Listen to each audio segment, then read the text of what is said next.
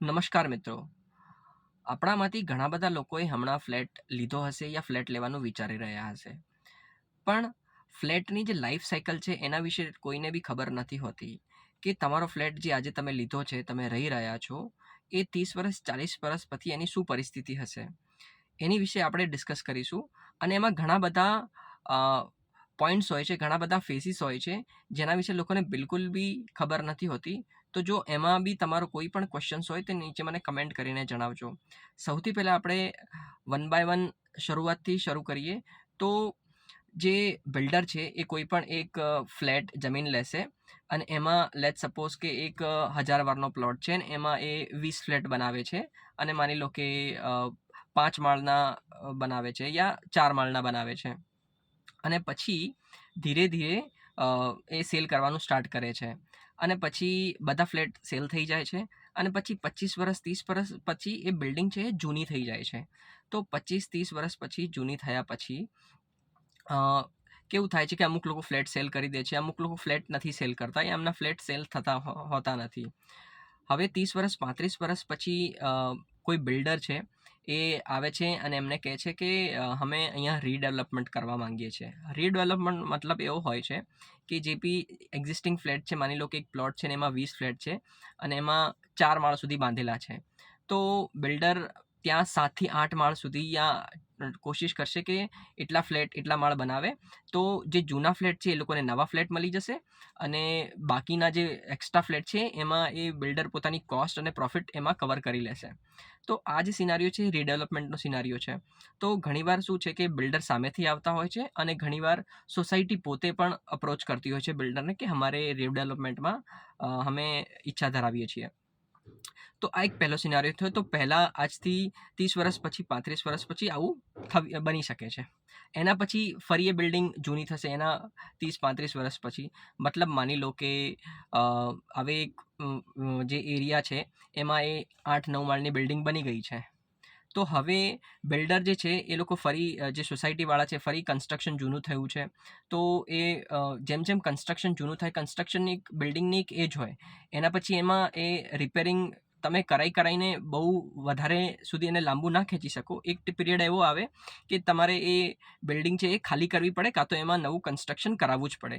તો એ લોકો ફરી બિલ્ડર પાસે જશે અને કહે છે કે અમને આમાં રીડેવલપમેન્ટ જોઈએ છે. પછી બિલ્ડર અગેન ત્યાં કેલ્ક્યુલેશન લગાવશે અને કોશિશ કરશે કે એમાં હજુ એ માળ ખેંચી શકતો હોય તો ખેંચી શકે અને અગેન જેમ પ્રીવિયસ થયું એમાં જૂના લોકોને નવા ફ્લેટ મળી જશે ને એક્સ્ટ્રા કોસ્ટ જે છે, એક્સ્ટ્રા જે બીજા ફ્લેટ છે એનાથી એની બનાવવાની કોસ્ટ અને પ્રોફિટ એ કવર કરશે.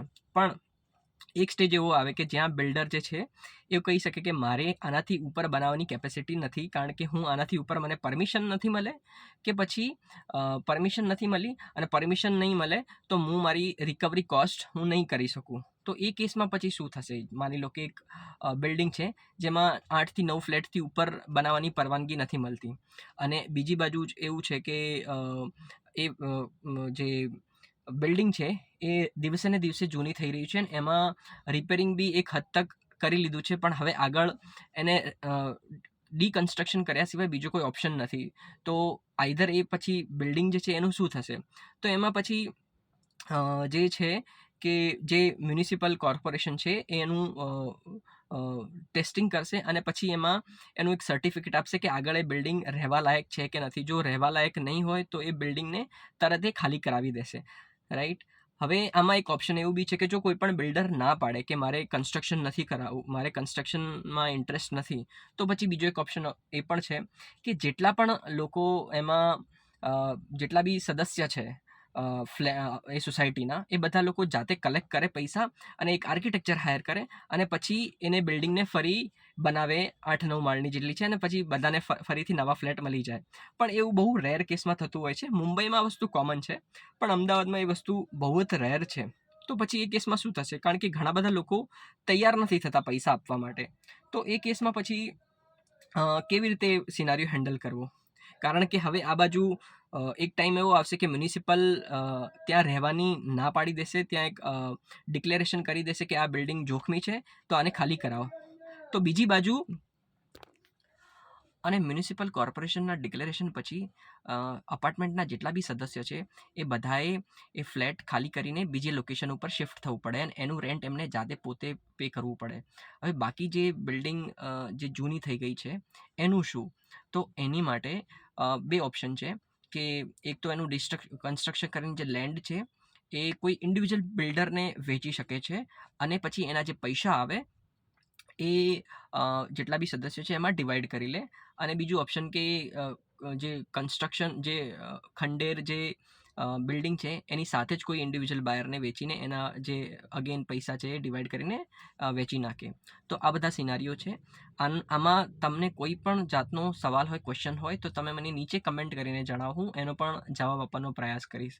અને અત્યારે માર્કેટની રિયાલિટી એ છે કે જો હું અમદાવાદની વાત કરું તો ફ્લેટ આપણે એટલે જ લેતા હોઈએ છીએ કે આપણને કમ્પેરિઝનમાં સસ્તા પડે છે, કારણ કે ટેનામેન્ટની પ્રાઇસ જે છે વધારે પડતી હોય છે.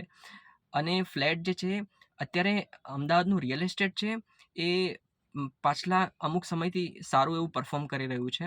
પણ અને આગળ જઈને લોકો અનુમાન એવું લગાવી રહ્યા છે કે મિડલ ક્લાસ માટે અમદાવાદમાં એક પોતાનું ઘર લેવું બહુ મુશ્કેલ થઈ જશે. પણ મારો એમાં અભિપ્રાય અલગ છે, કારણ કે લોકો અમદાવાદને મુંબઈથી કમ્પેર કરે છે, કારણ કે મુંબઈમાં અત્યારે બહુ જ જે ફ્લેટની કિંમત છે એ બહુ જ વધી ગઈ છે અને મિડલ ક્લાસ માટે અફોર્ડેબલ નથી. તો પણ અમદાવાદમાં આ સિનારીઓ નહીં આવે, કારણ કે મુંબઈ જે છે ત્રણેય બાજુથી કવર્ડ છે દરિયાથી, અને અમદાવાદ જોડે એક ફ્લેટ જમીનની કોઈ કમી નથી, તો એ ફેલાતું રહે છે. તો હા, અમુક એરિયામાં, અમુક ક્રીમ એરિયામાં ભાવ વધશે, પણ એવું નથી કે ફ્લેટ લેવા અનઅફોર્ડેબલ થઈ શકે છે. કારણ કે તમે જોશો તો બિલ્ડર જે છે ઘણી બધી નવા નવા એરિયા પકડે છે અને એમાં માર્કેટિંગ એટલું બધું કરે છે, પણ એમના ફ્લેટ સેલ થતા નથી. હજુ પણ ઘણા બધા ફ્લેટ ખાલી પડી રહેલા છે. તો જો ફ્લેટ લેવાનું તમે વિચારી રહ્યા હોય તો સારું એવું રિસર્ચ જરૂરી છે, અને જો થઈ શકે તો ટેનામેન્ટ બી તમે લઈ શકો છો. એક બહુ સારું ઓપ્શન છે. Thank you. ધન્યવાદ.